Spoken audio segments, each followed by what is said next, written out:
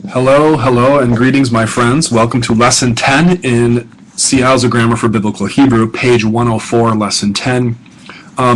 This lesson contains a huge grab bag full of important concepts. This is a very thick and weighty chapter. I don't think any one of the individual concepts in Lesson 10 is particularly difficult, but we see as we start to move along here that concepts begin to pile up on us, and hopefully your effort in studying the material, memorizing vocab, reading out loud to yourself, practicing flashcards is enough to meet this challenge. And if it's not, so far, you're going to need to up the game a little bit, study a little bit more, push the boundaries of what you thought you could do.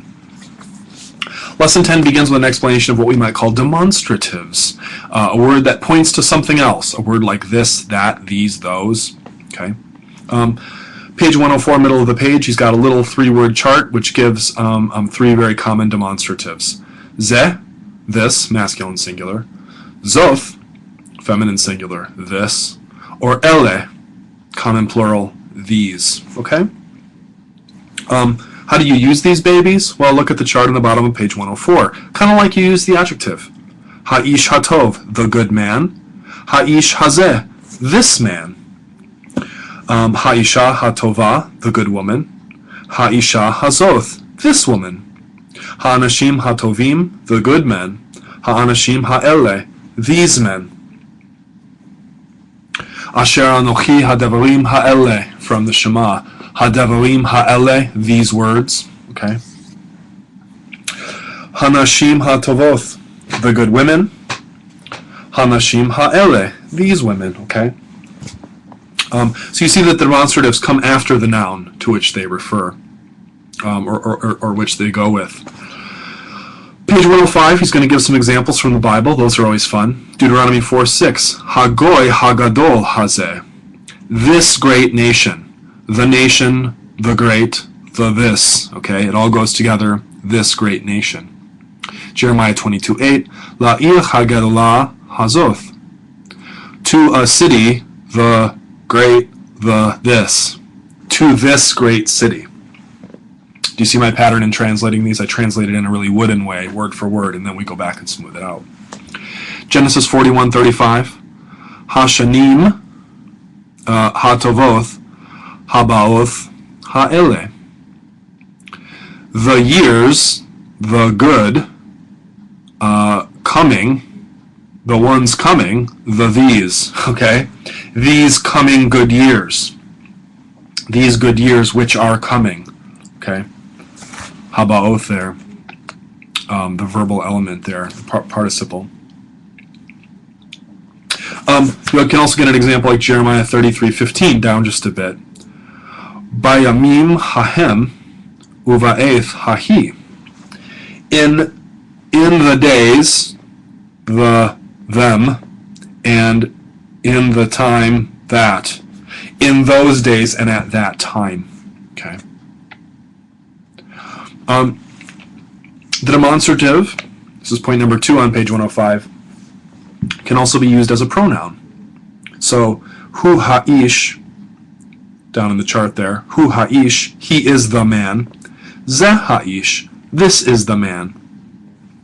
He ha'isha, she is the woman. Zoth ha'isha, this is the woman. Hem ha'anashim, they are the men. Ele ha'anashim, these are the men. Now, some of this stuff can look confusing and like all the stuff's piling up here. I mean, reading of phrases like this is greatly facilitated if you memorize the vocab and know what the words are. As a wise woman or man once said, regarding language learning, if you don't know the words, you don't know what they're saying. Okay? Just think about that. And there are other examples here on page 105. Let's skip to page 106. Obviously, you should be reading all of these things that I'm not covering. I'm only hitting the high points as a guide. Page 106, we get an important thing, something that occurs a lot in Hebrew, namely relative clauses. Those are clauses which in English are often rendered by phrases such as what, or that, or which. Okay? The big word here, page 106, 2a, is the word asher. Asher, which means that, who, which, or when. Very important word, occurs all over the place. Let's look at some examples. Joshua 1:2, middle of the page. El haaretz asher anochi noten lahem. To the land which I am giving to them. Do you see how asher functions in that sentence? 1 Kings 2:11. V'hayamim asher malach David. And the days which he reigned David. The days when David reigned. Genesis 3:12. Ha'isha asher natata imadi. Ha'isha asher natata imadi. The woman which you placed with me, beside me. The woman whom you put beside me, you'd say in proper grammatical English. Exodus 3:5. Hamakom asher ata omed alav. Hamakom asher ata omed alav. The place which you are standing upon it. The place where you are standing on it, namely the place on which you stand. Do you see how you can go from a kind of wooden there to a more fluid English? Okay. Numbers 33:55. Al haaretz asher atem yoshvim bah. Upon the land which you are dwelling on it. Upon the land in which you dwell. Okay. Genesis 13:14. Min hamakom asher ata sham. From the place which you there. Okay. From the place where you are. He gives you another example of how you can do a relative clause down there in 2b on the bottom of page 106, top page 107. Read about that. It's not that important for right now. Page 107, we get another little particle of existence, this word yesh. Yesh means there is. And then on the next page, 108, if you want to flip, we'll get a negation. Ein, there is not.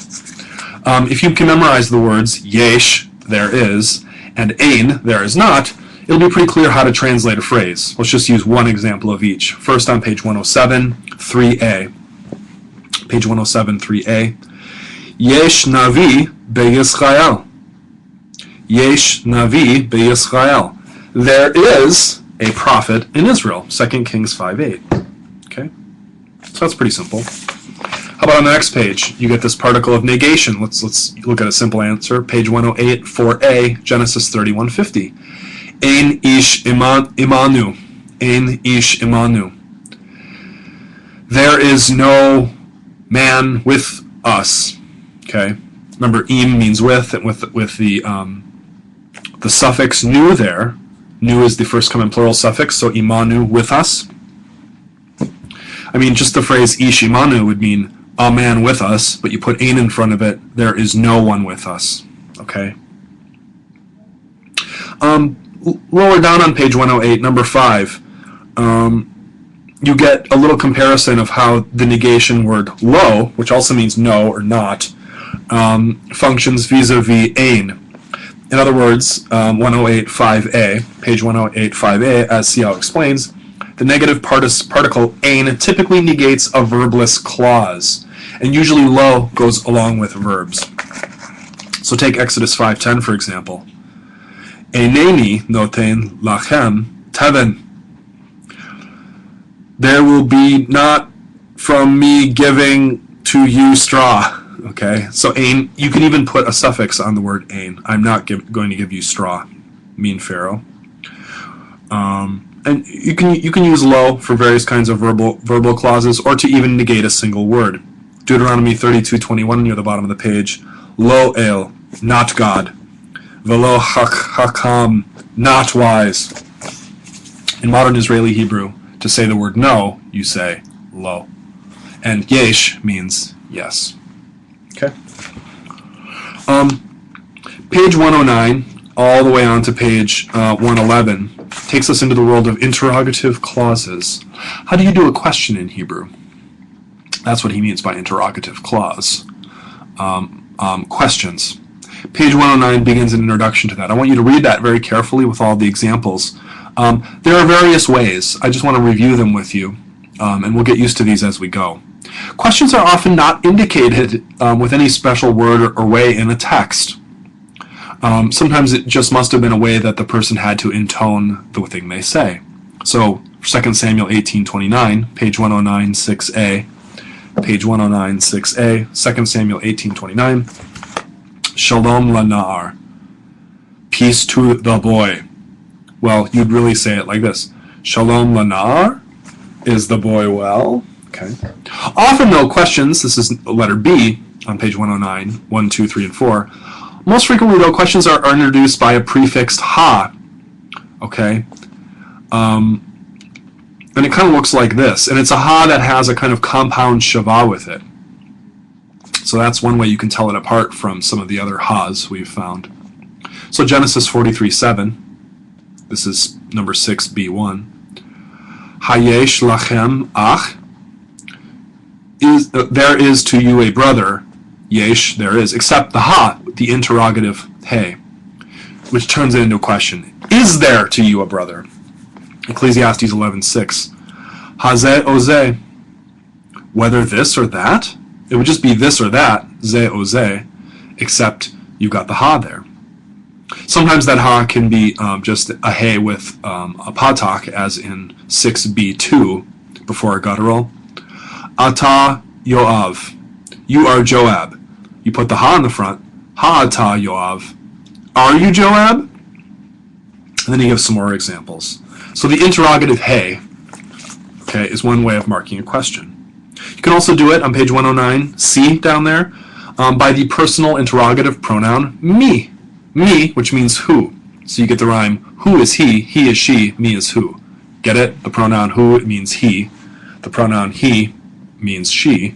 And this interrogative pronoun me is who. Okay? Genesis 24:65. Mi ha'ish halazeh. Who is that man? Genesis 33:5. Mi ele. Who are these? Okay. And you get a ton of other examples here. One other way on page 110 would be the word ma, which means what? Ma, page 110. And you can see how that functions. Exodus 3:13 in D1 on page 110. Ma shamo. What is his name? Okay. And you can attach that to the next word, as we found with so many other things with a makef, or it can just function on its own. It can even appear as me, page 110, D4, if it's before another hey. So if you look at Ecclesiastes 2:22, right in the middle of the page, me hove le'adam. What exists for the human? Me hove, okay. So not just ma. Then he shows you how to attach ma to all kinds of prepositions. Kind of weird. Okay. You can also do exclamatory remarks, page 111. Words like, this is page 111, 7a1. Echa, or ech, can mean how. Okay. Ech nafalta mishamayim. How you have fallen from heaven. A way to kind of get a little exclamation going. So you don't use exclamation marks or question marks in Hebrew. You use guiding words in the sentence. Okay. Bottom of page 111, he shows you how asher, besides meaning that or which, can also be a kind of conjunction, that, so that, since, because, or for. So asher has quite an expanded sort of realm of meanings. 1 Samuel 2:23, bottom of page 111. Asher anochi shomea. Which I hear, well, here it would be more like, for I hear, since I have heard. Next page, 112, Deuteronomy 4:10. Asher hem chaim, so that they are living. Okay. And so on and so forth. Vocab for lesson 10. Oath, sign or mark. Bad, solitude or alone. Kiseh, throne or chair. In Isaiah 6, the prophet sees the Lord al-Kiseh, upon the throne, or upon a throne. Na'ar, lad, young man. Eth, time, season. Shalom, peace, well-being, wholeness. Shemesh, sun.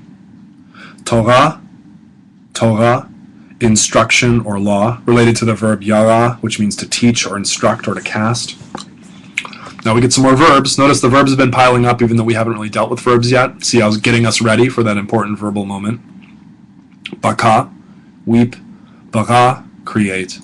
Yatzar, form. Mashal, govern or dominate.